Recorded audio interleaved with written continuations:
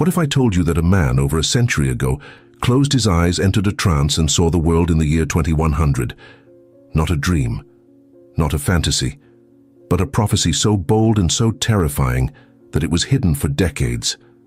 A vision of floods, swallowing entire cities, a new coastline reshaping America, and a spiritual awakening that would divide humanity into two paths, one of destruction and one of salvation. This is not science fiction. This is the real-life prediction of Edgar Cayce, the man called the Sleeping Prophet, and what he saw for the future of our planet will shake your beliefs, challenge your understanding of faith, and force you to ask the one question no one wants to face. Are we already living in the beginning of his prophecy? If you're curious enough to question the truth, if you're brave enough to face what's coming, then watch this video until the very end, and leave a comment below with your thoughts. I read every single one and I'll mark yours with a heart. Also, help this channel grow by subscribing now. It really makes a difference. It began with whispers, quiet, almost forgotten, buried in dusty books and faded manuscripts. But those who dared to read closely, those who listened with more than their ears, uncovered something astonishing. Edgar Cayce, the man who healed with his words and foresaw events long before they happened, had spoken of a time far beyond his own. The year was 2100, and what he saw wasn't just another chapter in history, it was the climax, the tipping point.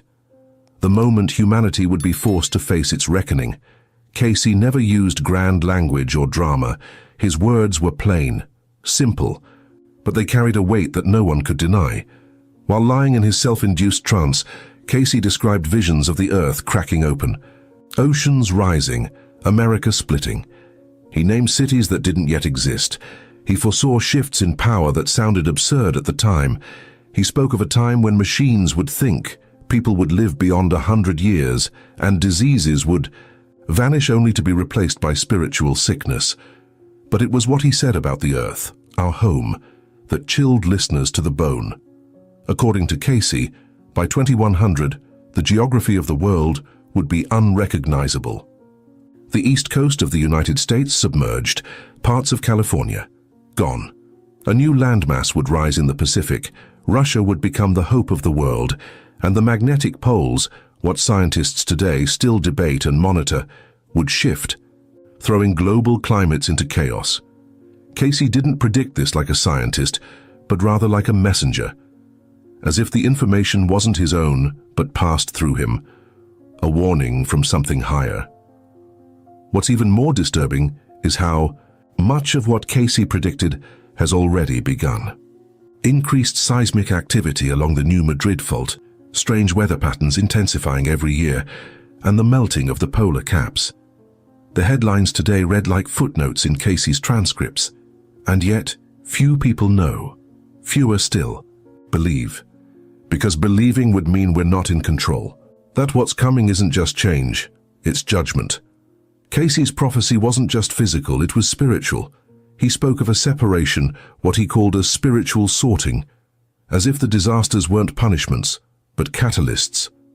Events meant to wake people up, force them to decide, to either evolve in consciousness or cling to their ignorance.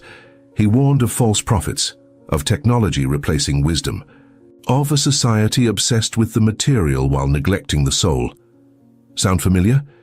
Cayce didn't just warn about the earth shaking, he warned about what would happen if we didn't change, if we didn't reconnect with divine principles, with service, with love.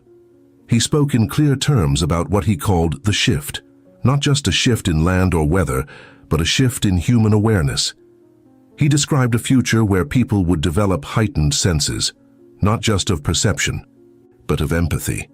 A time when souls would reincarnate faster, choosing to return in waves to help heal the earth. Cayce mentioned a new generation of children born after great turmoil who would carry ancient wisdom in modern bodies. These children, according to him, wouldn't just adapt to the world, they would rebuild it. They would remember truths long buried and reshape the human narrative from conquest to cooperation. But there was a warning attached to this vision. Cayce said that if humanity failed to embrace this shift, if it resisted the call to wake up spiritually, then the earth itself would respond violently. not out of vengeance, but necessity, as if the planet were a living being, tired of tolerating our ignorance. He saw the Earth as a mirror, and every act of violence, corruption, or environmental destruction would bounce back, magnified. The floods, the fires, the famines, all reflections of our inner chaos. What frightened people the most wasn't the destruction Cayce described, it was the timeline. He didn't say these things might happen. He said they would. He spoke with certainty, like a man who had already seen the movie while the rest of us were still watching the trailer. And when he pinpointed the year 2100, it wasn't as a vague suggestion, it was a countdown. A finish line. By that time, humanity would either have shifted or shattered. And now, standing here in 2025, we have to ask, are we on the right path? Because Cayce's prophecies aren't just about geography, they're about morality, about soul evolution. He believed that spiritual preparation was far more important than physical survival, that the real battle wouldn't be between nations or ideologies, but within ourselves. Every person, he said, would face a moment of reckoning, a test of values, a challenge that would force them to choose between fear and faith, between self-preservation and compassion. And while the disasters would come, he emphasized that those aligned with higher principles would be protected. Not necessarily in the physical sense, but in a deeper, eternal way. Cayce's words implied that survival wasn't about hiding in bunkers, it was about becoming light in a darkening world. He didn't offer escape, he offered transformation. He saw a world where destruction birthed wisdom, where chaos forged clarity, where what appeared to be the end was actually the beginning. Cayce often spoke in metaphors, but when it came to this prophecy, he was brutally specific. He described New York as underwater. He said Atlanta and parts of the Carolinas would become coastlines. The Great Lakes, they would flow into the Gulf of Mexico. The deserts of Nevada would become fertile again, while areas once considered safe would be torn apart by violent weather, earthquakes, and floods. He didn't speak these visions to instill fear, but to prepare. Because according to him, those who are spiritually awake will be guided. They will know where to go. They will know what to do. And while much of the world dismisses prophecies as superstition, there's something haunting about the precision of Cayce's words. Long before terms like climate change or tectonic shifts became headlines, he was already describing them. Long before artificial intelligence or digital currencies existed, he spoke of a time when machines would rule commerce and communication. And long before global conflicts began to form the fractures we see today, Cayce foresaw nations rising and falling not by war, but by spiritual bankruptcy. The most terrifying part of Cayce's vision isn't the floods or the fires, it's the silence of those who ignore the signs, the silence of a population too distracted by comfort and technology to notice the warnings around them. Cayce believed that truth is never hidden, it's just not being looked for. And he insisted that the knowledge to survive what's coming has always been available. Not in politics, not in science, but in ancient wisdom, in prayer, in meditation, in aligning the soul with the Creator. He said that by the year 2100 a new era would dawn, but only if humanity earned it. Not through money or power, but through virtue, through humility, through unity. The great danger, Cayce warned, was not the earth's wrath, it was arrogance. Arrogance that made people believe they were untouchable, that the laws of spirit didn't apply to them. He called this the final delusion and said it would infect even the wisest, that many would claim to know the truth, but only a few would live it. Today, as we scroll through our screens and argue over what's real, Cayce's message is more relevant than ever.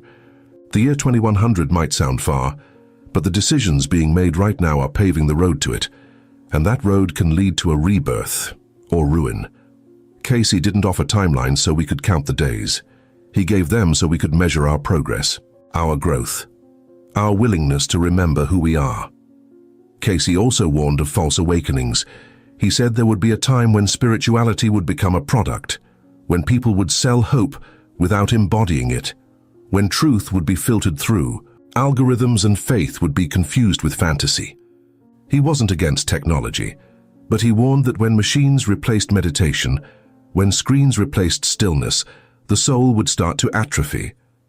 He saw a future where humans became disconnected from nature, from each other, and ultimately, from themselves.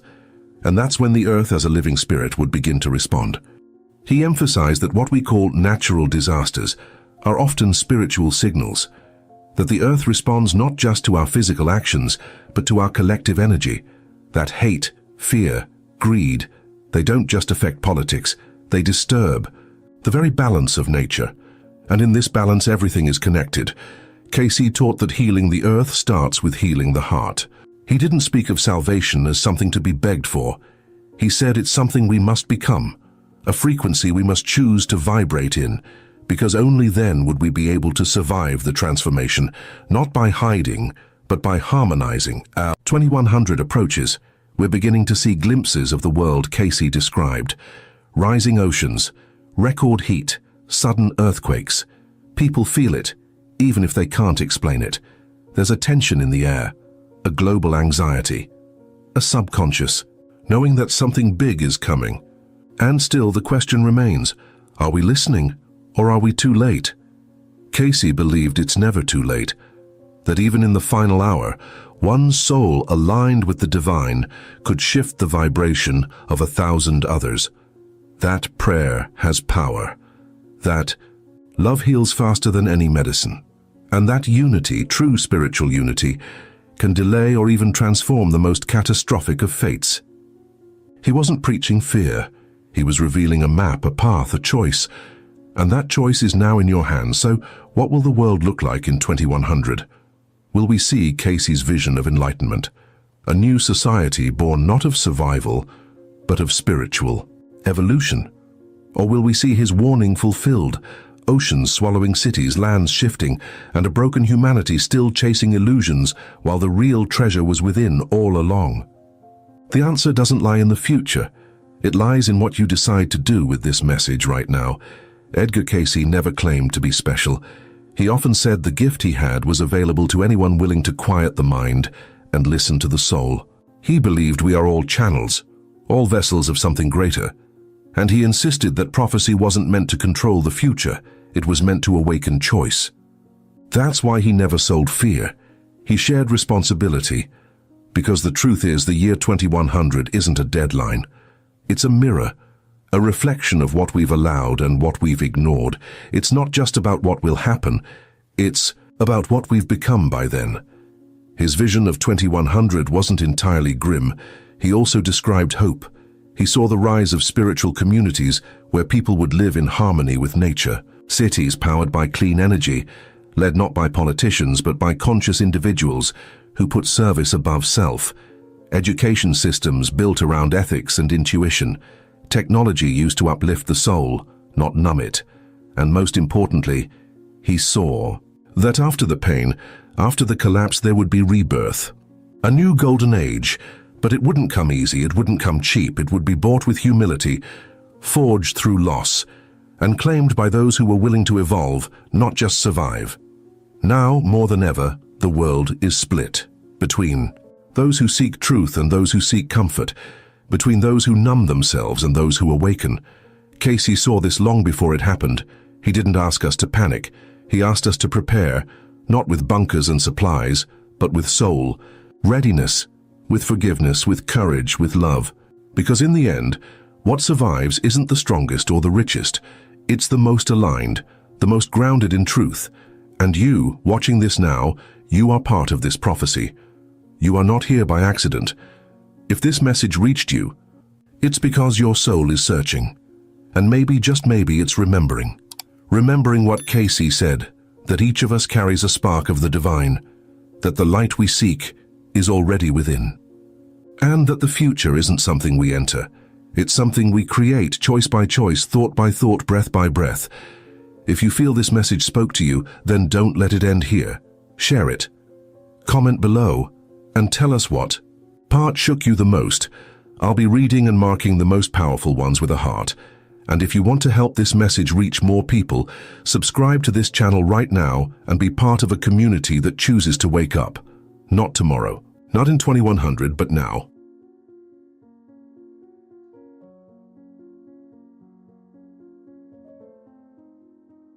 Have you ever wondered why Edgar Cayce, the most documented psychic in American history, insisted that every single night before sleep, you must surround yourself with spiritual protection? What did the sleeping prophet see in his 14,000 readings that made him warn people that their souls are most vulnerable during the hours of darkness? If you're fascinated by Edgar Cayce's incredible insights into consciousness and spiritual protection, make sure to hit that subscribe button and ring the notification bell, because today we're diving deep into one of his most powerful but overlooked teachings. And definitely let me know in the comments if you've ever felt a spiritual presence during the night. Tonight, I'm going to reveal the exact prayer technique that Edgar Cayce used personally and recommended to thousands of people who came to him seeking protection from dark spiritual forces. In just a few minutes, you'll discover why Cayce believed that prayer before sleep isn't just comforting, it's absolutely essential for your soul's safety. But first, let me tell you about a reading that shocked even Cayce's own stenographer. Reading 13618 changed everything we thought we knew about what happens to our consciousness during sleep. A woman from Virginia Beach came to Cayce in 1932, terrified because she was experiencing what she called night attacks, where she felt dark entities trying to drain her spiritual energy while she slept. She had been to doctors, psychiatrists, even other psychics, but nothing helped. She was desperate. But wait. Before I tell you what Cayce discovered about her condition, you need to understand something crucial about how your soul operates during sleep. Most people think sleep is just physical rest, but Cayce's readings revealed that during sleep, your soul actually leaves your physical body and travels to other dimensions of consciousness. Here's what Cayce revealed in reading 57541 that will blow your mind. He said that when you sleep, your soul doesn't just rest, it goes on journeys. It visits the Akashic records, communicates with other souls, and even travels to what he called the borderland between the physical and spiritual worlds. But here's the terrifying part that most people don't know. During these soul journeys, you're spiritually vulnerable. Think of it like this. When you leave your house, you lock the door to protect your belongings from thieves. But what about when your soul leaves your body? Who's protecting your spiritual house? This is exactly what that woman in Virginia Beach was experiencing. Her soul was being attacked by what Cayce called earthbound spirits during her nightly journeys. Now I know what you're thinking. This sounds like something out of a horror movie. But remember, this is Edgar Cayce we're talking about. The man who diagnosed illnesses he had never seen, predicted the stock market crash of 1929, and gave 14,000 documented readings with an accuracy rate that still amazes researchers today. In reading 2628, Cayce gave this woman something that would change her life forever. He told her about a specific prayer technique that would create what he called a spiritual shield around her consciousness during sleep. But here's where it gets really interesting. This wasn't just any prayer. This was a prayer that combined 3 specific spiritual elements that Cayce said were essential for protection. The first element was what Cayce called the Christ consciousness. Now, before you think this is just religious talk, understand that Cayce wasn't being denominational. He explained that the Christ consciousness is the highest spiritual vibration available to human beings, regardless of their religious background. It's like tuning your soul to the most powerful spiritual frequency in existence. But wait, there's more. The second element was something Cayce called the light of protection. In reading 281-13, he explained that this isn't just metaphorical light. This is an actual spiritual energy that surrounds your aura and creates a barrier that negative entities cannot penetrate. Think of it like a spiritual force field that operates on frequencies that dark spirits cannot access. The third element was what Cayce termed the affirmation of divine connection. This is where you consciously declare your connection to the divine source of all creation. Cayce said that this declaration literally changes your spiritual vibration and makes you invisible to lower spiritual entities who are attracted to fear and negativity. Here's the exact prayer technique that Cayce gave to that woman in Virginia Beach, and it's the same technique he recommended to hundreds of other people who came to him seeking spiritual protection. But first, let me tell you what happened to her after she started using this prayer. Within just 3 nights of using Cayce's prayer technique, the woman reported that the night attacks completely stopped. She began sleeping peacefully for the first time in months. But that's not all. She also reported that she started having incredibly vivid dreams where she was receiving guidance about her life purpose and spiritual development. This is because, according to Cayce's readings, when you properly protect your soul during sleep, you're not just keeping negative entities away. You're also opening yourself up to receive positive spiritual guidance from your higher self and spiritual guides. It's like clearing the static from a radio so you can hear the beautiful music that was always there.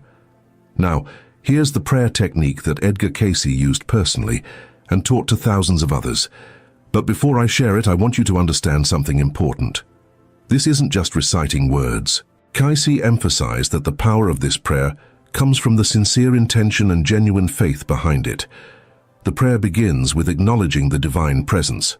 Cayce taught that you should start by saying, "Father, as I prepare for sleep, I place myself completely under your protection and guidance." This establishes your connection to the highest spiritual source and declares your willingness to be guided by divine wisdom.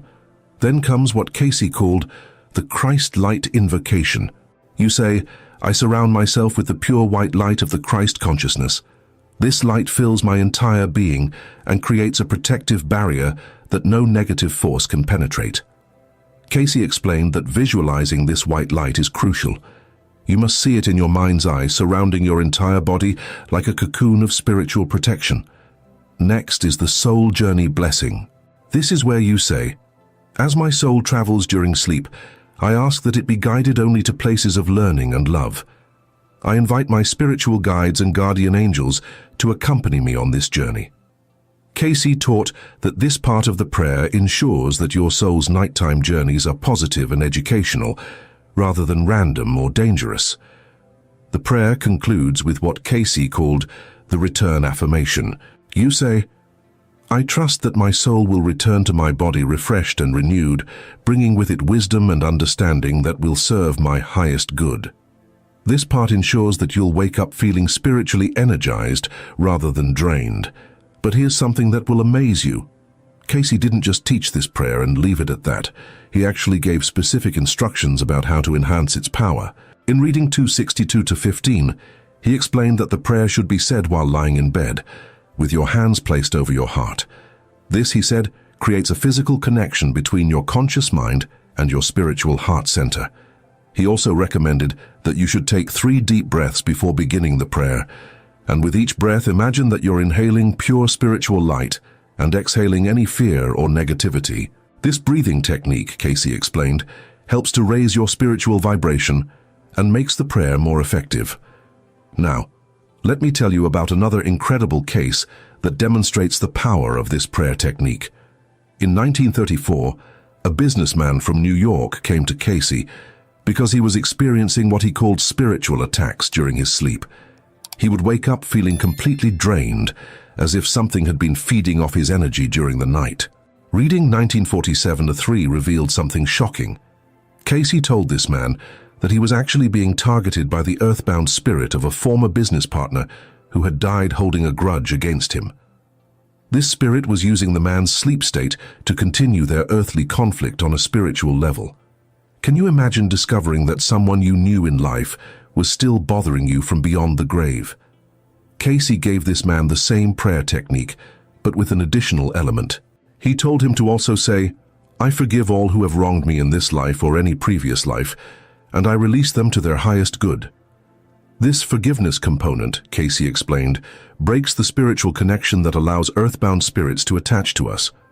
Within a week of using this enhanced prayer technique, the businessman reported that not only did the night attacks stop, but he also began receiving guidance in his dreams about profitable business opportunities. This is the incredible power of proper spiritual protection during sleep. It doesn't just keep negative forces away, it opens the door to positive spiritual guidance. But here's where Cayce's teachings get really fascinating. In reading 57542, he explained that the reason most people don't realize they need spiritual protection during sleep is because they've been conditioned to think of sleep as just physical rest. But the truth is, sleep is when your soul does its most important work. During sleep, your soul reviews the lessons you've learned during the day, processes emotional experiences, and even communicates with other souls who are important to your spiritual development. Cayce called this soul school. But without proper protection, this beautiful process can be disrupted by negative entities who are attracted to unguarded consciousness. Think of it this way. Your physical body has an immune system that protects it from harmful bacteria and viruses. But your soul also needs protection from harmful spiritual influences. The prayer technique that Cayce taught is like a spiritual immune system that keeps your soul healthy and strong. Now here's something that Cayce revealed that most people don't know.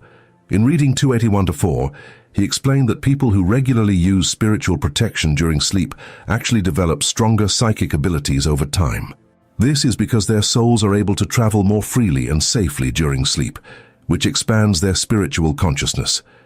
Many of Cayce's clients reported that after using his prayer technique for several weeks, they began having prophetic dreams, receiving guidance about their life purpose, and even connecting with deceased loved ones in positive ways. This is the incredible gift that comes with proper spiritual protection. But Cayce also warned about something crucial. In reading 136-27, he explained that spiritual protection isn't just about saying the right words.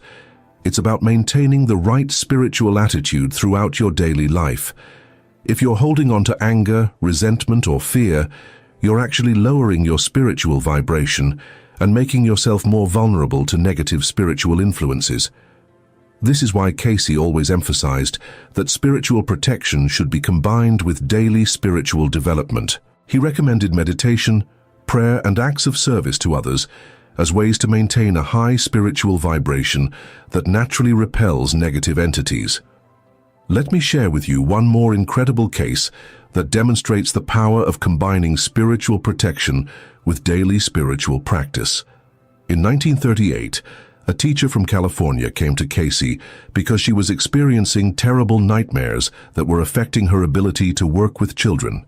Reading 2067-1 revealed that this woman was actually psychically sensitive and was picking up on the fears and anxieties of her students during the day. Then, during sleep, these accumulated negative emotions were creating nightmare scenarios in her dreams. She was literally living out her students' fears in her sleep. Cayce gave her the prayer technique for spiritual protection, but he also told her to spend 10 minutes each morning sending love and light to all of her students. This daily practice, he explained, would create a positive spiritual connection with her students that would protect both her and them from negative psychic influences. The results were remarkable. Not only did her nightmares stop, but she also reported that her students became calmer and more focused in class. Several parents even commented that their children seemed happier and more confident after working with her. This is the incredible power of combining spiritual protection with positive spiritual practice. Now, as we wrap up this incredible journey into Edgar Cayce's teachings on spiritual protection during sleep, I want to share with you the most important insight from his readings. In reading 262-89, Cayce explained that spiritual protection isn't just about keeping negative things away. It's about creating space for positive spiritual growth and development. When you properly protect your soul during sleep, you're not just ensuring peaceful rest. You're creating the conditions for spiritual awakening, psychic development, and divine guidance. You're literally opening the door to higher consciousness and spiritual evolution. The prayer technique that Cayce taught isn't just a protective measure. It's a powerful tool for spiritual development that can transform your entire life. People who use this technique regularly report not only better sleep and fewer nightmares, but also increased intuition, clearer life purpose, and stronger connection to their spiritual guides. If you found this exploration of Edgar Cayce's teachings on spiritual protection fascinating, please hit that like button and share this video with anyone who might benefit from these incredible insights. And don't forget to subscribe and ring the notification bell so you won't miss our upcoming videos on Edgar Cayce's prophecies, healing techniques, and revelations about consciousness and reincarnation. But here's something that will absolutely shock you about Edgar Cayce's prayer technique. In reading 294-136, he revealed that people who consistently use this spiritual protection don't just experience safer sleep. They actually begin to develop what he called soul memory, the ability to remember their nighttime spiritual journeys and bring back practical guidance for their waking lives. A factory worker from Detroit came to Cayce in 1940 because he was having recurring nightmares about a terrible accident at work. The nightmares were so vivid and frightening that he was considering quitting his job. But here's what's incredible. Cayce's reading revealed that these weren't just nightmares. They were actually prophetic warnings from the man's higher self. In reading 1538-1, Cayce told this man to use the spiritual protection prayer, but with one crucial addition. After establishing protection, he should ask his soul to show him how to prevent the accident he was seeing in his dreams. The results were extraordinary.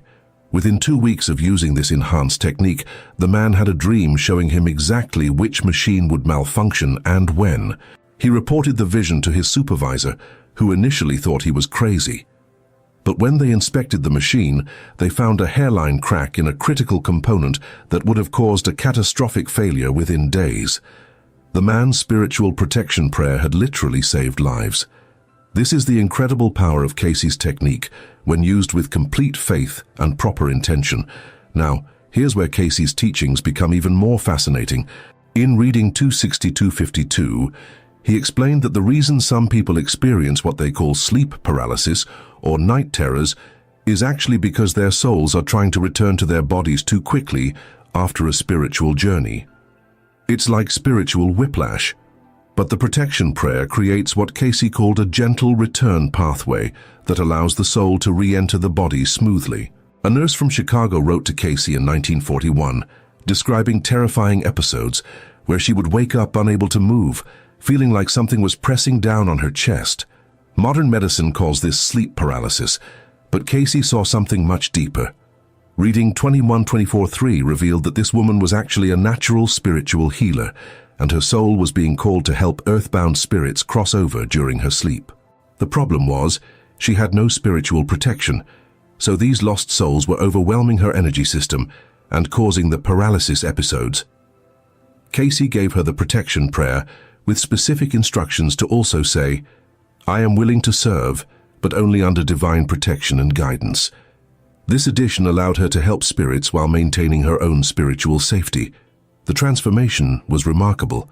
Not only did the sleep paralysis stop, but she began having dreams where she was guided to specific patients at the hospital who needed her healing touch. Her supervisor noticed that patients seemed to recover faster when she worked with them, though she never told anyone about her nighttime spiritual training.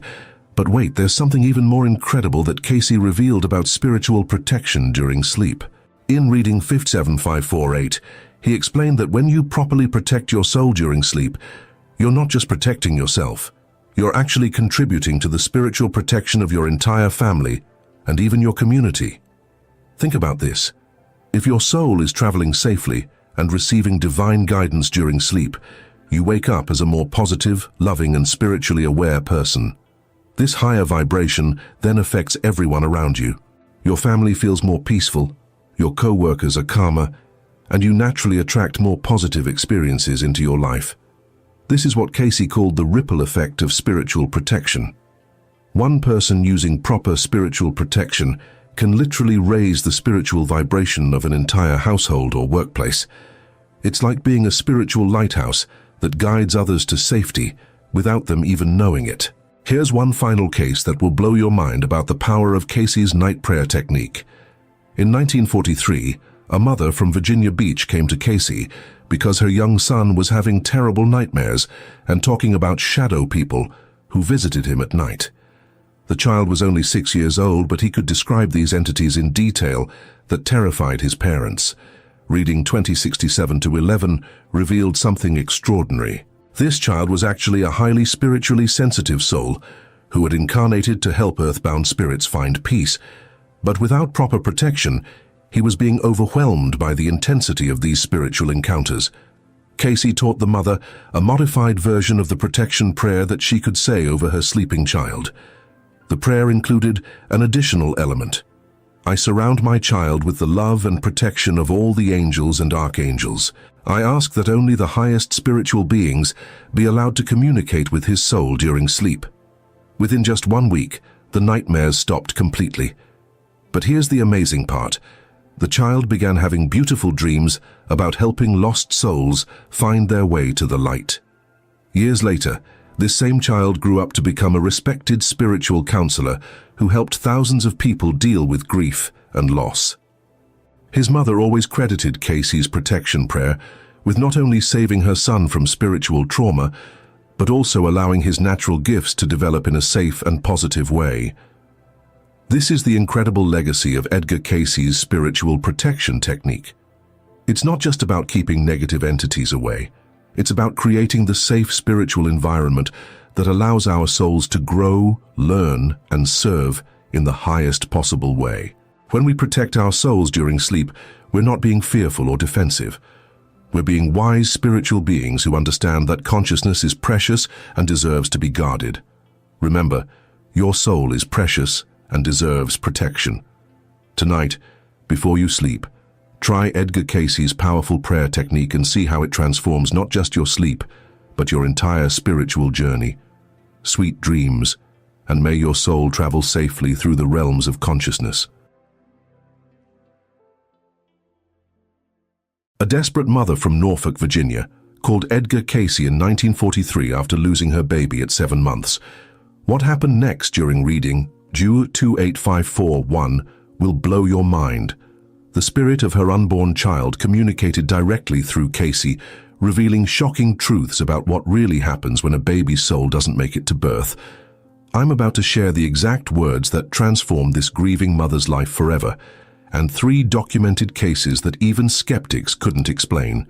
If you've ever wondered what happens to a baby's soul who never gets to be born, or if you felt the mysterious presence of a child who departed before birth, what you're about to discover will completely revolutionize everything you thought you knew about life, death, and the spiritual realm. In the next 12 minutes, I'll reveal 3 mind-blowing discoveries from Edgar Cayce's documented readings that the mainstream world doesn't want you to know. First, the exact moment when the soul connects to the body during pregnancy, and why this changes everything about miscarriage. Second, the shocking case where a spirit communicated its experience after an interrupted reincarnation, including details only the mother could verify. And third, the incredible process of spiritual assistance these souls receive in higher dimensions, revelations that have brought peace to over 100,000 families worldwide. Edgar Cayce, America's most documented psychic known as the Sleeping Prophet, conducted over 14,000 recorded readings between 1901 and 1945. But reading Laumre 136-83 changed everything. A woman whose pregnancy ended at 22 weeks asked the sleeping Cayce a question that would shake the spiritual world. What happened to my baby's soul? What came through Cayce's lips while unconscious was so profound that it made front-page news in the Norfolk Virginian Pilot. The spirit speaking through Cayce revealed that the soul's connection to the physical body isn't instant at conception, but a gradual process that unfolds throughout pregnancy. But here's what will blow your mind. This spirit explained that even when pregnancy is interrupted, the soul's experience is never wasted. Picture this. You're a soul preparing for earthly life, slowly descending into physical matter like a diver gradually going deeper into the ocean. Each month of pregnancy you connect more deeply with the forming body, but you're never trapped or imprisoned. If the pregnancy ends early, it's like surfacing from that dive with incredible knowledge about the depths below, knowledge that makes you a better guide for future journeys. This is exactly what Spirit W13683 communicated through Cayce. The soul that had experienced a 22-week pregnancy told its grieving mother through the reading, "I am not gone, mother. I am more alive than ever. This brief time in your womb was my graduate school for understanding human love and physical limitation. I am now your guardian angel, preparing for my next opportunity to be your child." But wait, it gets even more incredible. The spirit provided specific details about family conversations that had happened after the miscarriage, details that only the mother knew. It described how the father cried alone in the garage 3 nights after the loss, something the mother had never told anyone. This wasn't vague spiritualism. This was documented, verified communication from beyond. Dr. Wesley Ketchum, the physician who worked with Cayce for over a decade, documented case after case where spirits of unborn children communicated through readings. In his medical journal from 1910, he wrote, "These communications consistently show intelligence, compassion, and specific knowledge that defies conventional explanation. Whatever the source, these readings bring profound healing to grieving families." Reading How to 3922 from March 1942 contains one of the most detailed accounts ever recorded. A couple from Richmond had experienced 3 consecutive pregnancy losses. During the reading, not 1 but 3 distinct spirits communicated, each explaining their brief earthly experience and their current spiritual status. The first spirit, who had been with them for only 8 weeks, said, "I came to awaken your hearts to deeper love. My mission was complete in those 2 months. I touched your souls and opened them to a love you never knew was possible. That was my gift to you, and your gift to me was showing me what human devotion feels like." This spirit then revealed something that left the couple speechless. It described how the mother had sung a specific lullaby during week 6, a song she had made up spontaneously and never told anyone about. The spirit said, "Your lullaby reached me in the in-between space, Mother. I carry that melody with me in the spiritual realms." But here's where it gets absolutely mind-blowing. The second spirit, who had stayed for 4 months, provided detailed information about its spiritual education during pregnancy. It explained that during those months in the womb, it was simultaneously attending classes in the spiritual realm, learning about human emotion, physical sensation, and the sacred bond between parent and child.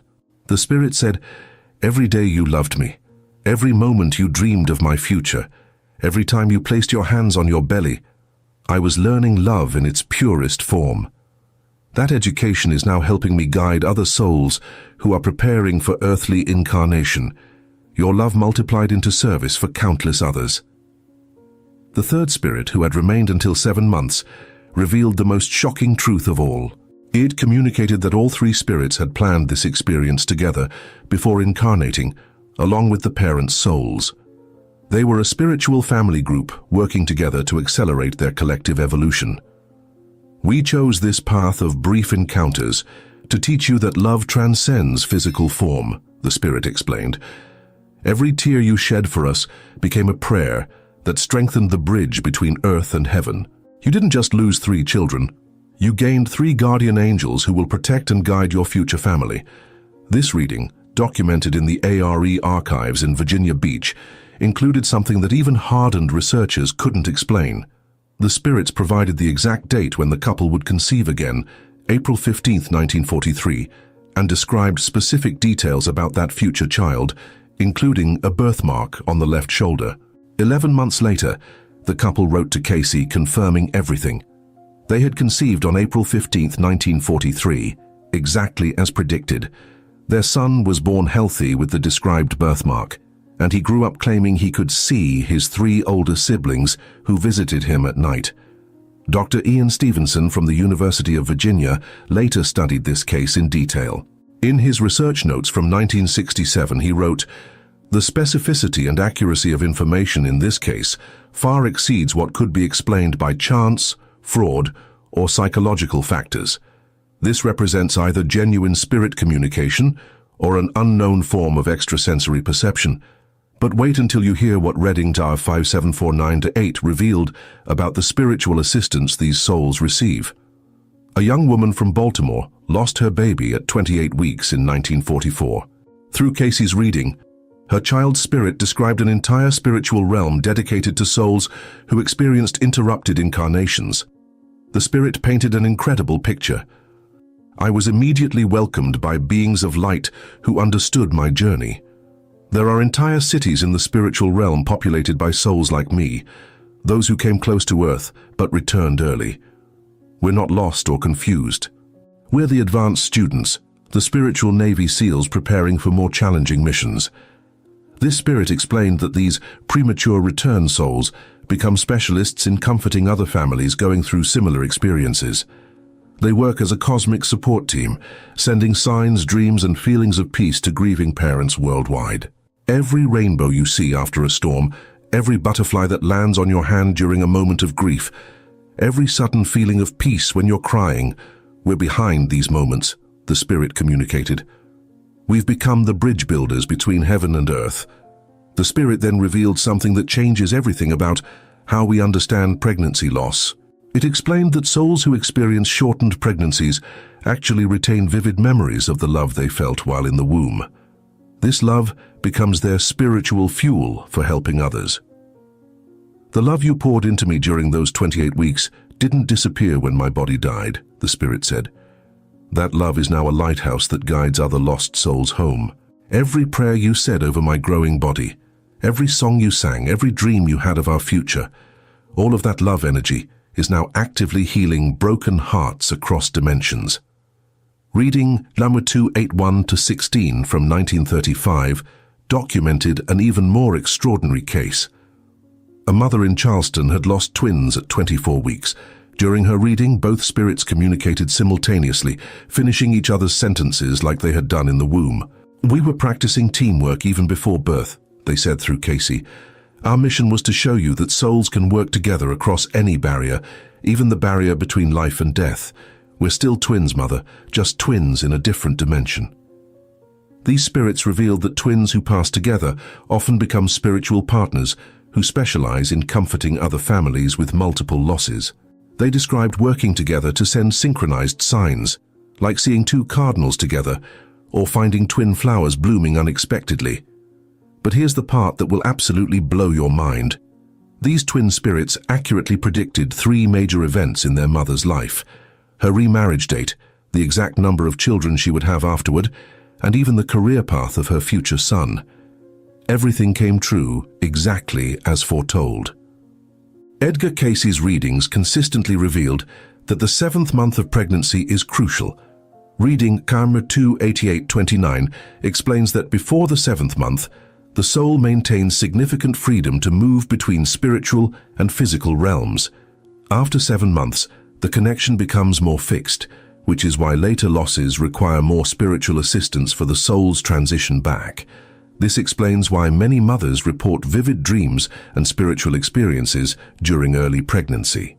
As one spirit communicated in Reading Dancha 340-15, "During those first 6 months I was your night visitor, Mother. Every peaceful dream you had was actually us meeting in the in-between space, planning our love story that would transcend physical limitations." Dr. Harold Riley, who worked with Cayce for decades, documented over 200 cases where spirits of unborn children provided healing guidance to their families. In his private journals, he wrote, "These communications contain medical, psychological, and spiritual insights that have revolutionized how I understand consciousness, death, and the purpose of human experience." Reading Number 1567-2 revealed something that pharmaceutical companies don't want you to know. A spirit that had experienced a 20-week pregnancy described how the emotional trauma of loss creates spiritual scars that can be healed through specific meditation practices and energy work. The spirit provided detailed instructions for a healing visualization that it called Soul Bridge meditation. This practice involves imagining a bridge of golden light connecting the grieving parent's heart to the spiritual realm where their child resides. Hundreds of families who have practiced this meditation report profound healing and even direct spiritual contact with their children. "When you build this bridge with your love and intention," the spirit explained, "I can walk across it to comfort you whenever you need me. Your grief becomes the construction material for our eternal connection." But here's what really changes everything about pregnancy loss. Reading Satsi 262-89 documented a case where a spirit revealed that many souls volunteer for interrupted pregnancies, specifically to help their chosen parents develop spiritual gifts. Some souls accept brief incarnations as a service mission, the spirit explained through Cayce. "We come just long enough to crack open your hearts and awaken psychic abilities you didn't know you had. The grief you feel isn't punishment. It's spiritual labor pains as you birth your dormant intuitive powers. This spirit predicted that the mother would develop healing abilities within 2 years of the loss. The prediction proved accurate when she discovered she could provide comfort and guidance to other grieving parents with uncanny insight and effectiveness. The ARE archives contain over 300 documented cases where parents who experienced pregnancy loss later developed spiritual gifts, mediumship, healing abilities, prophetic dreams, or enhanced intuition. It's as if the brief presence of these advanced souls leaves behind a spiritual imprint that activates latent abilities. Reading number 35081 from 1943 contains one of the most controversial revelations. A spirit that experienced a 16-week pregnancy revealed that some souls choose interrupted incarnations to avoid traumatic world events they foresee coming. "I saw the wars and struggles that would mark the coming decades," the spirit communicated. "My soul chose to retreat to the spiritual realm where I could serve as a guardian and guide, rather than experiencing the density of physical trauma." This wasn't abandonment. This was strategic positioning for maximum service to humanity. This same spirit accurately predicted major world events, including specific dates related to World War II, details that weren't confirmed until years later when classified documents were released. Dr. Thomas Sugrue, who wrote the first major biography of Edgar Cayce, spent 5 years studying readings related to pregnancy loss. In his unpublished notes he wrote, "These cases provide the most compelling evidence I've encountered for survival of consciousness after death.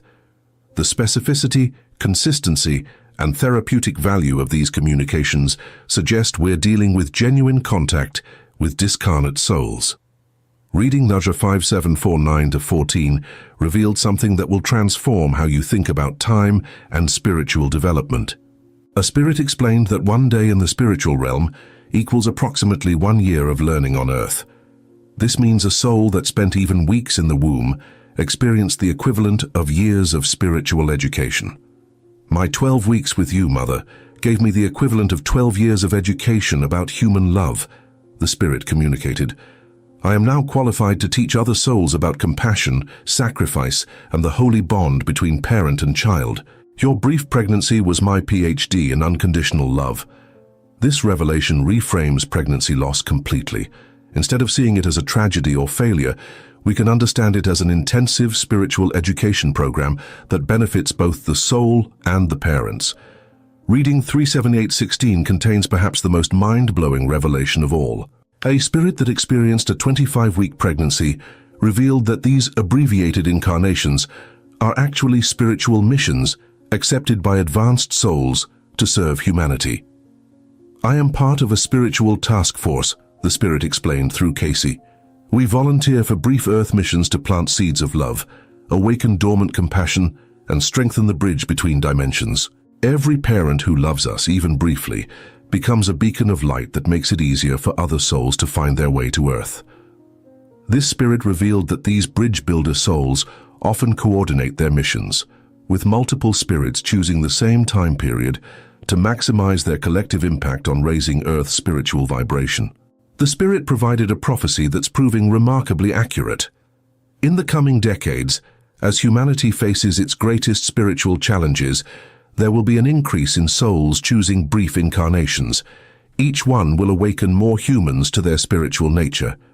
By 2025, the accumulated love from these missions will reach critical mass, triggering a global spiritual awakening. As we approach 2025, we're seeing exactly what this spirit predicted: unprecedented interest in spirituality, life after death, and the nature of consciousness. Reading NUP 11298-1 documented a case that even convinced skeptical researchers. A family had experienced 4 pregnancy losses over 6 years. During their reading, all 4 spirits communicated, revealing they were part of a soul cluster working together on a specific mission. "We came to prepare your hearts for the special soul who will be your earthly child," they explained. "Each loss opened your hearts wider, made your love deeper, and prepared you to raise a soul with an important mission for humanity. We were the preparation team for your true destiny." The spirits accurately predicted that the couple would conceive their earthly child exactly 18 months later. They described this future child in remarkable detail, including specific personality traits, talents, and even physical characteristics. When that child was born, everything matched perfectly. More incredibly, this child grew up to become a pediatric surgeon who specialized in saving premature babies, directly serving the same population that his spiritual siblings had once been part of. This case illustrates a profound truth revealed throughout Cayce's readings. Pregnancy loss often serves a higher purpose in preparing families for their ultimate spiritual mission on Earth. Reading number 13618 revealed the existence of what spirits call comfort stations in the spiritual realm. These are specialized facilities where souls who experienced interrupted pregnancies receive training in how to send healing energy to grieving families on Earth. "I now work at a comfort station," one spirit explained. "Every day I and thousands of other souls like me send waves of peace, hope, and love to parents who are crying for their children. When you suddenly feel unexplained peace in the middle of grief, that's us reaching across dimensions to hold you." This spirit described the comfort stations as beautiful crystalline structures filled with soft music and surrounded by gardens where the souls of children play while learning their assignments. Each soul is paired with specific families to guide and protect. "I'm not just your child who didn't make it to birth," the spirit said. "I'm your personal guardian angel, assigned specifically to your family for eternity. I know your hearts better than you know them yourselves, because I grew inside one of those hearts." Dr. Gladys Davis, Edgar Cayce's longtime secretary, documented over 500 letters from families reporting contact with their unborn children after receiving readings. In her memoir, she wrote, "The consistency of these reports convinced me that we were documenting genuine communication with souls in the afterlife. The healing and hope these readings brought to families was undeniable." Reading Daja 25 and 337 contains one of the most detailed descriptions of the soul's experience during pregnancy. A spirit explained that during gestation, the soul experiences a preview of earthly emotions while maintaining its spiritual perspective. "Every time you felt joy about my coming, I experienced joy multiplied by 10, the spirit communicated. "Every worry you had about my health, I felt as loving concern. I was learning the full spectrum of human emotion in a safe, protected environment. This emotional education is now helping me assist other souls who are preparing for Earth incarnation." This spirit revealed that souls in the womb are simultaneously present in both physical and spiritual realms, receiving guidance from advanced spiritual teachers while forming their earthly connection.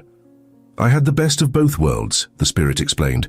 "I was growing in your love while being taught by masters in the spiritual realm. When my time in your womb ended, I graduated with honors in both human love and cosmic wisdom." Reading number 294 to 189 documented a case that provides incredible hope for families. A spirit that experienced a 30-week pregnancy revealed that these souls often reincarnate with the same families when conditions are right. "I will return to you, Mother," the spirit promised.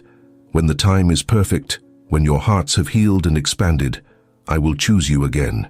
You will recognize me by the deep sense of completion you'll feel when you first hold me." The love we shared during those 7 months created an eternal bond that death cannot break. This spirit accurately predicted the exact month its reincarnation would occur, 2 years and 4 months later. When the parents conceived again, the mother reported feeling an immediate spiritual recognition, as if welcoming back a beloved child who had been away on a long journey. The case files at the ARE contain dozens of similar stories, where families report unmistakable signs that their lost child has returned in a subsequent pregnancy. Reading 849 to 75 revealed perhaps the most comforting truth of all. A spirit explained that souls who experience interrupted pregnancies become love amplifiers in the spiritual realm. "Every moment of love I received while in your womb is now multiplied and sent to thousands of other parents who need comfort," the spirit communicated. "Your love for me didn't die with my body. It became a renewable energy source that powers healing across dimensions. You didn't just love one child. Through me, you're now loving countless souls." This spirit revealed that the love energy generated during pregnancy, even brief pregnancies, creates what spiritual teachers call love reservoirs that can be accessed by anyone in need of comfort. When a mother anywhere in the world cries for her lost child, she can tap into the love reservoir that your grief helped create. The Spirit explained, "Your pain becomes others' healing. Your loss becomes others' gain. This is the cosmic mathematics of love. Nothing is ever truly lost, only transformed into service." Edgar Cayce's final reading about pregnancy loss, conducted just months before his death in 1945, contained a prophecy about our current time. The Spirit speaking through him said, "In the early 21st century, humanity will finally understand the true purpose of interrupted pregnancies. Science will discover that consciousness exists independently of the brain, confirming what these readings have always taught. Recent research in quantum consciousness and near-death experiences is proving remarkably consistent with what Cayce's readings revealed 80 years ago. Studies at major universities are confirming that consciousness can exist independently of physical brain activity, supporting the possibility of soul survival after death." The Spirit in Cayce's final reading made one last prediction. By 2025, the accumulated love from all souls who experienced brief incarnations will reach critical mass. This will trigger a global awakening where humanity finally understands that death is impossible and love is eternal. The children who left too soon will be recognized as the teachers they always were. As we witness unprecedented global interest in spirituality, life after death, and the nature of consciousness, this prophecy appears to be manifesting exactly as foretold. The documented evidence from Edgar Cayce's readings reveals an incredible truth. The souls of children who don't make it to birth are not lost or confused. They are advanced spiritual beings on special missions to awaken love, strengthen families, and build bridges between earth and heaven. Every pregnancy loss, no matter how early, serves a divine purpose in the cosmic plan of spiritual evolution. The grief you feel isn't punishment, it's the labor pains of spiritual awakening. The love you shared, however briefly, becomes eternal fuel for healing others. Your child who didn't make it to birth is not gone. They are more alive than ever, working as your personal guardian angel, while serving as a love amplifier for the entire universe. The brief time you loved them in the womb wasn't a tragedy. It was a sacred mission, accomplished perfectly. In the great theater of existence, there are no failed performances, only courageous souls playing their parts in the eternal symphony of divine love. Your unborn child is not a lost note in that symphony. They are the conductor, ensuring that love's music never stops playing. What if I told you that Edgar Cayce, the most documented psychic in American history, revealed in reading 5749-3 that your soul doesn't just float away after death, but actually goes through a specific, measurable process during the first 12 months that determines your entire spiritual future? What if I told you that this process is so detailed and precise that it reads like a scientific manual for consciousness beyond death?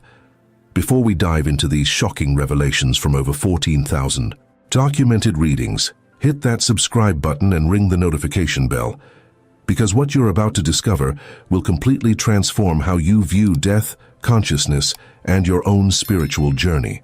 Have you ever wondered what really happens in those crucial first moments, days and months after your soul leaves your physical body? Have you ever questioned whether consciousness simply ends at death, or if there's something far more extraordinary waiting for us? Cayce's readings reveal a process so detailed and profound that it reads like a roadmap for the afterlife itself. The man they called the Sleeping Prophet from Hopkinsville, Kentucky, spent 43 years in trance states, channeling information that would revolutionize our understanding of consciousness beyond death. Today I'm going to share with you 3 mind-blowing discoveries from Cayce's documented readings about the soul's first year after death. First, the shocking 3-day window where your soul experiences what Cayce called the borderland state, a dimension between worlds where consciousness remains fully aware. Second, the extended period where your consciousness reviews every single thought, word, and action from your entire lifetime with perfect clarity. And third, the choosing phase where your soul actually selects its next incarnation based on karmic patterns and spiritual lessons that will absolutely blow your mind. But wait, there's something even more incredible about these revelations that will shake you to your core. In reading 13683, Cayce described how souls actually communicate their experiences from the other side, validating everything he had been revealing for decades about the afterlife journey. This wasn't just theory or wishful thinking. It was documented proof that consciousness continues after physical death in ways that are far more organized and purposeful than anyone ever imagined. Picture this scene: Virginia Beach during the 1940s. Edgar Cayce is lying on his famous couch in his study, his stenographer Gladys Davis positioned nearby with her notepad ready. The room is quiet except for the sound of ocean waves outside. Cayce has entered his trance state, his consciousness accessing what he called the Akashic Records, the cosmic library containing every thought, word, and deed of every soul that has ever lived. Families grieving the loss of loved ones would travel from across America to ask about their departed family members. Their questions were simple but heartbreaking. What happened to my loved one's soul? Are they suffering? Are they lost? Will I ever see them again? What Cayce revealed next would revolutionize our understanding of consciousness after death and provide comfort to millions of grieving families around the world. According to Cayce's readings, when your soul first separates from your physical body, you don't immediately ascend to some heavenly realm or face judgment from an external deity. Instead, you enter what he termed the borderland, a dimension that exists between the physical and spiritual worlds, where your consciousness remains for a specific period. This isn't some vague spiritual concept drawn from religious tradition. Cayce was precise about the timing, the process, and what happens during each phase. Here's what changes everything about how we understand death. During the initial period after death, your soul is still connected to your physical form through what Cayce called the silver cord, a spiritual lifeline that gradually dissolves as you transition fully into the spiritual realm. But here's the shocking part that challenges everything we've been told about death. You're fully conscious and aware during this entire process, experiencing a comprehensive review that's more vivid and detailed than any earthly experience. In reading 2067-1, Cayce described how souls in this borderland state can witness events in the physical world, observe their own funeral services, and understand for the first time the true impact of every decision they made during their earthly existence. They can perceive the emotions of those still living, hear their thoughts and feel their pain or joy as if it were their own. But this is just the beginning of the soul's incredible journey into consciousness beyond death. This changes everything about consciousness, because Cayce revealed that during this initial period, your soul has opportunities to resolve unfinished business from your physical incarnation. Some souls use this time to comfort grieving loved ones through dreams or spiritual impressions. Others work to complete spiritual lessons they didn't finish in life, or to communicate important messages to those still living. Still others spend this time helping other souls who are transitioning, serving as guides for those who are confused or frightened by the death process. But what happens after this initial period will absolutely shock you and challenge everything you think you know about the afterlife. In reading 5749-3, Cayce explained that your soul then enters what he called the plane of reflection, where you spend an extended period reviewing every single moment of your previous lifetime in perfect detail. This isn't a punishment or judgment from some external force. It's a divine gift that allows your soul to understand the spiritual mathematics of every choice you made during your earthly existence. Imagine experiencing every emotion, every thought, every consequence of your actions from both your perspective and the perspective of everyone you affected. You feel the joy you brought to others, but you also experience the pain you caused. You understand the ripple effects of every kind word, every act of selfishness, every moment of love or hatred. You see how your actions created chains of cause and effect that extended far beyond what you could perceive during physical life. According to Cayce's readings, this reflection period allows souls to understand how their criticisms wounded people, feeling that pain as if it were their own. They see how their moments of genuine kindness healed hearts and changed lives in ways they never realized while living. The process is both humbling and enlightening, showing the soul exactly what spiritual lessons were learned and what still needs to be addressed. But wait, there's something even more incredible coming that will transform how you view your entire spiritual journey. After the reflection period, your soul enters what Cayce called the choosing phase, where you actually select your next incarnation based on the spiritual lessons you need to learn. This is where Cayce's revelations become truly extraordinary and challenge everything most people believe about reincarnation and spiritual evolution. In reading 37444, Cayce explained that souls don't just randomly reincarnate based on desire, accident, or the whims of fate. Instead, they work with what he called spiritual guides and karmic councils to choose their next lifetime with scientific precision. These guides are advanced souls who have completed their earthly incarnations and now serve to help others navigate the spiritual dimensions. They act as counselors, advisors, and teachers, helping each soul understand what lessons need to be learned and what experiences will best serve their spiritual growth. Your soul examines different potential incarnations, like a student selecting courses for an advanced degree. Need to learn patience? You might choose a lifetime with challenges that will teach you to endure with grace and find inner peace despite external circumstances. Need to understand true love? You might select circumstances that will test your capacity for forgiveness and compassion. Need to develop humility? You might choose a lifetime of service to others, where you learn to put spiritual growth above personal ambition. Cayce's readings reveal that this choosing process is incredibly detailed and purposeful. In reading 1523 Psalm 7, he described how souls might choose to develop suppressed creative abilities in their next incarnation, selecting parents and circumstances that would nurture those gifts from childhood. The soul recognizes that expressing creativity is essential for spiritual evolution and makes choices to ensure opportunities for that development. But here's what shocked even those closest to Cayce when they first heard these revelations. In reading 57564, Cayce revealed that some souls choose to delay their reincarnation for extended periods, remaining in what he called the in-between state, to serve as guides for other souls going through the same process. These souls voluntarily postpone their own spiritual advancement to help others transition or to assist those still living on earth who are struggling with spiritual challenges. This explains why some people have such vivid experiences with deceased loved ones that feel more real than ordinary dreams. According to Cayce's readings, these souls are in their service period, using their in-between time to comfort the grieving, guide the lost, or provide spiritual insight to those who are open to receiving it. They haven't moved on to their next incarnation because they've chosen to serve others first, recognizing that service to others is itself a form of spiritual advancement.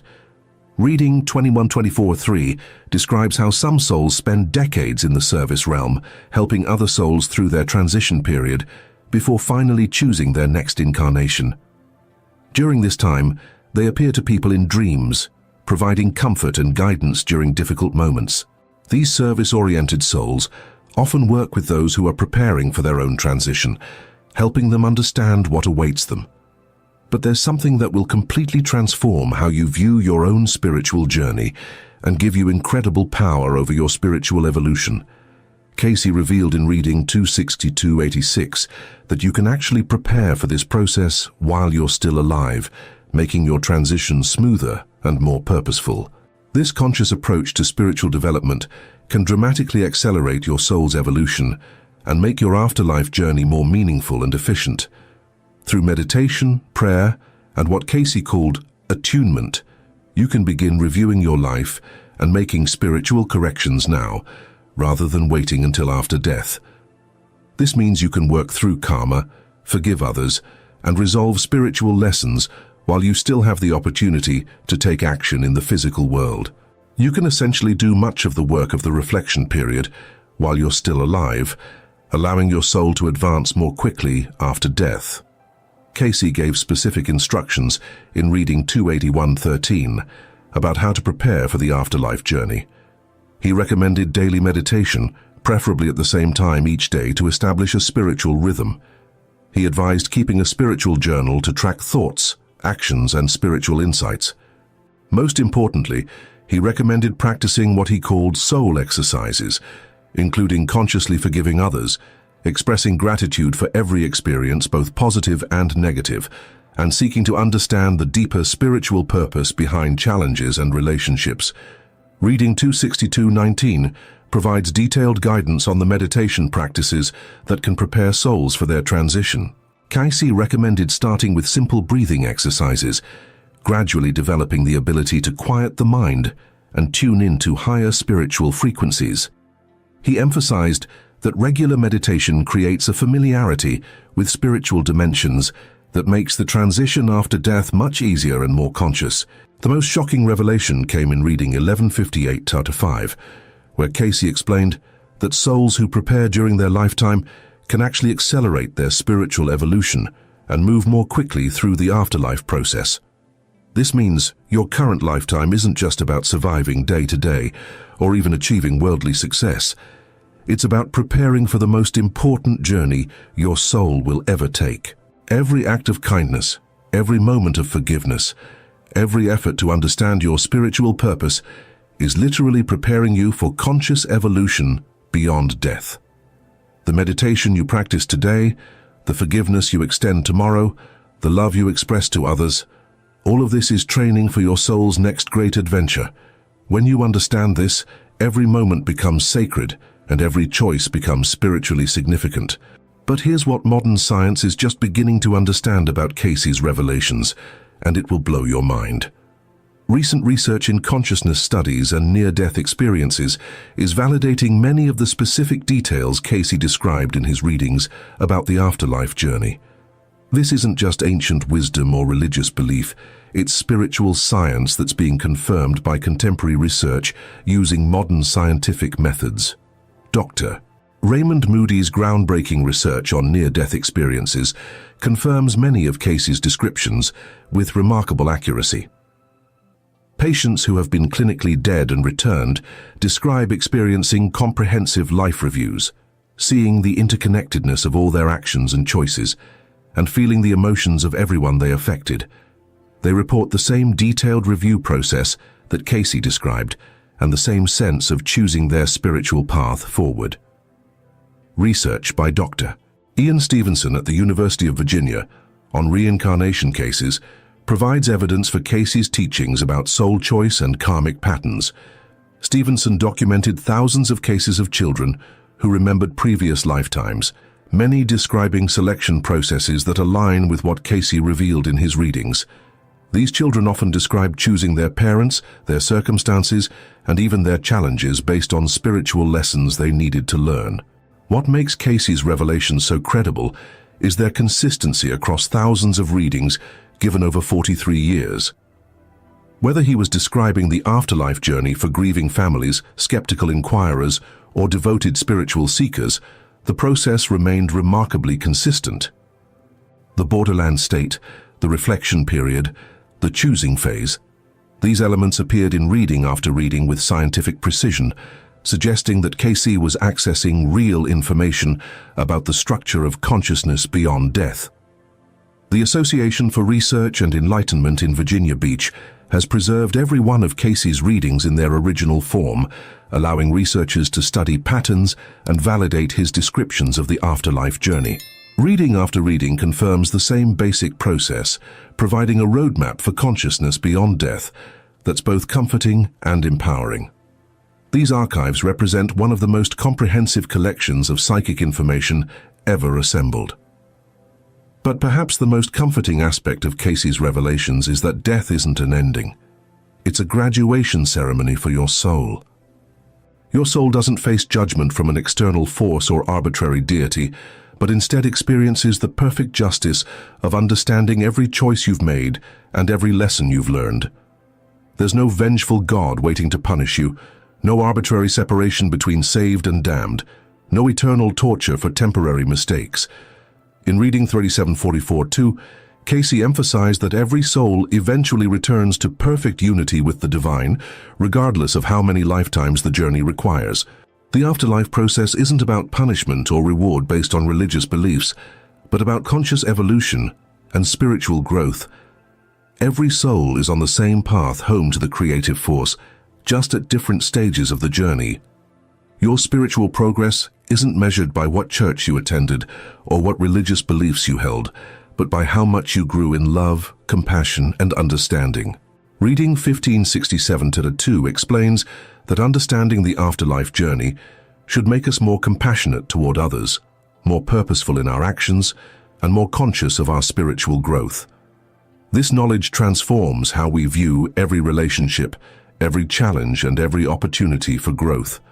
When you understand that every interaction is part of your spiritual education, you begin to see the divine purpose in even the most difficult experiences.